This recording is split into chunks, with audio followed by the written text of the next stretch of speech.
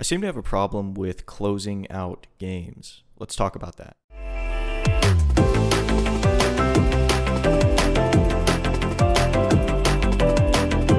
And I can't really pinpoint why I feel like that. Why, I don't have the clutch factor right now, so to speak. I think it might be something like when you feel like you're winning, or when you look at the opponent's health bar and it's getting lower, and the thought that, oh, I'm actually going to win this, or I actually can win this, sort of like pulls you out of the moment, if that makes sense. I think you get a little bit lax. And when I say you, I'm obviously talking about me, right? It's easier to talk about this kind of stuff when you think about it from a third person perspective for me, or when you think about it not being you and looking inwards. I think that it helps me a lot. If you ever hear me say you in one of these videos, it's basically just me. I'm not, trying to call you out or anything. It's just my way of coping.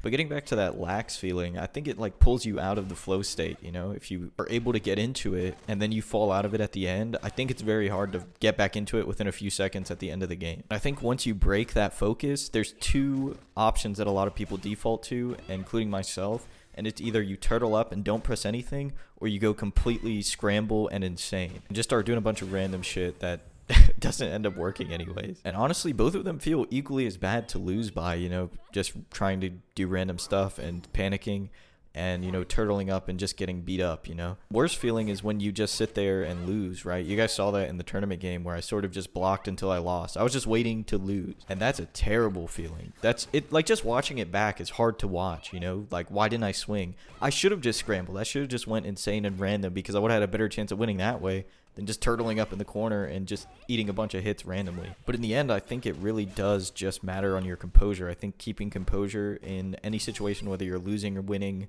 whether you're about to win or about to lose, I think that's really key. But containing that happiness and excitement of winning before you do it is kind of hard. And same thing goes for losing. Containing that sadness, that dismay that you get from your eventual loss is a little bit hard to contain. And I think that's what separates a lot of players who are able to pull wins out of dire situations and players who consistently can just close out games pretty fast and easily. There's obviously some mental factors that I think go into this. You rarely see confident players choke rounds away. There's also some physical barriers, I think. When you get nervous, you sort of tense up and you get maybe a little sweaty, a little nervous, a little shaky.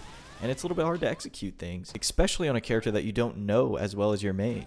In that tournament match, I was playing Cammy, which is fine. I should know my character. But in the moment, I don't have that muscle memory built up, I can't let my hands do the work. I have to be doing a lot of system 2 thinking about what I should be doing. While as on Karin, if I hit confirm, my hands know what to do. My hands know Tenko into shoulder. But on Cammy, you see me do a lot of crouch medium kicks and not confirm them when, I can do it on Karin pretty consistently. That's just because my hands aren't really ready to do that motion yet, I don't think. Think in those situations where your brain sort of shuts off at the end of the game when you're about to win or lose, your autopilot starts to kick in. And some players' autopilot are really good. They're really good at autopiloting through ranked games and things like that.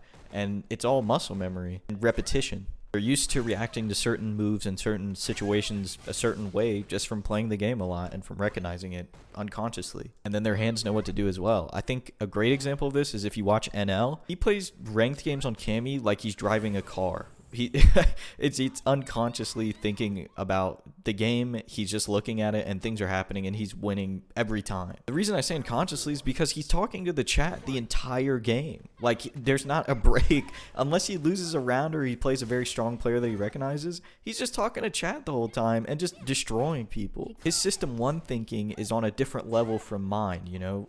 I'm thinking about anti-airs, I'm thinking about combos. He's thinking about what he's going to eat for dinner, dude, and just chatting it up with the chat room. Now, there's some other very strong players who can do that as well, but his really stick out because he really does just talk to chat while he's playing a lot of the time and just, making it look very easy. And even though I don't know what he's saying because it's all in Korean, that level of confidence is very inspiring. I think you really see that in players who play in a lot of tournaments too or have a lot of tournament experience. I remember watching Shine one day, and he was in a tournament.